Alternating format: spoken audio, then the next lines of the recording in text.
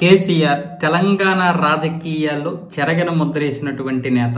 ఎవరు అవునన్నా కాదన్నా ఈ మాట వాస్తవం. తెలంగాణ రాజకీయాలు ఉన్నంత వరకు ఆయన ఇక తెలంగాణ పితామహుడిగా మిగిలిపోతాడు. ఎందుకంటే ఆంధ్రప్రదేశ్ నుంచి విడగొట్టి సొంత రాష్ట్రాన్ని ఏర్పరచుకొని ఆయన అయితే వరుసగా 2 సార్లు అధికారంలోకి రావడం జరిగింది. విడగొట్టడం మంచిదా చెడుదా అది ఇంక అనవసరం. తెలంగాణ ప్రజల కోరిక. గత 60-70 సంవత్సరాలుగా వాళ్ళు కంటున్నటువంటి కళని కేసీఆర్ అయితే తీర్చాడు. అది విద్యార్థుల ద్వారా లేదా 1300 మంది ప్రాణాల బలిదానాల వల్ల ఏదైనా గాని కేసీఆరే ఇక్కడ ప్రధానం.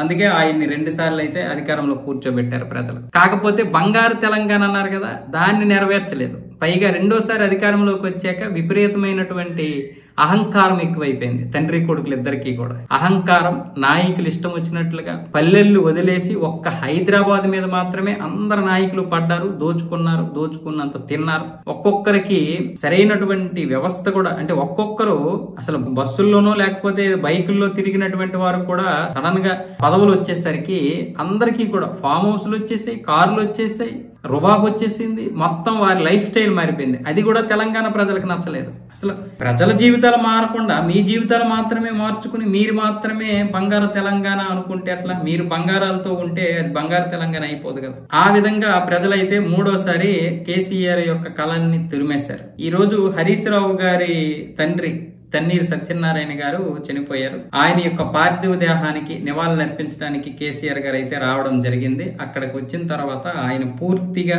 అనారోగ్యంగా కనిపించారు. ఒక కళ లేనటువంటి మనిషి, కళాహీనంగా కనిపించారు. ఎప్పుడూ కూడా ఒక ఫైర్ బ్రాండ్ లాగా ఉండేటటువంటి వ్యక్తి అలా కనిపించేసరికి అందరూ కూడా ఏమైంది కేసీఆర్ కి, ఏంటి ఎలా అయిపోయారు, అనారోగ్యమా లేకపోతే క్యాన్సరా లేకపోతే పదవి పోయిందని ఇలాగ అయిపోయారంటూ రకరకాలుగా అయితే కామెంట్లు చేస్తున్నారు. వాస్తవానికి ఆయన కూడా చాలా దారుణంగా ఉన్నారు. అంటే మనిషి ఈ మధ్య బాగా తాగడం వల్ల మరి లేకపోతే పదవి పోయిందని బాధలో గాని మొత్తానికైతే వయసు రీత్యా వచ్చినటువంటి ఇబ్బందుల వల్ల కూడా ఆయన అయితే ఆ విధంగా కనిపించారు. మరి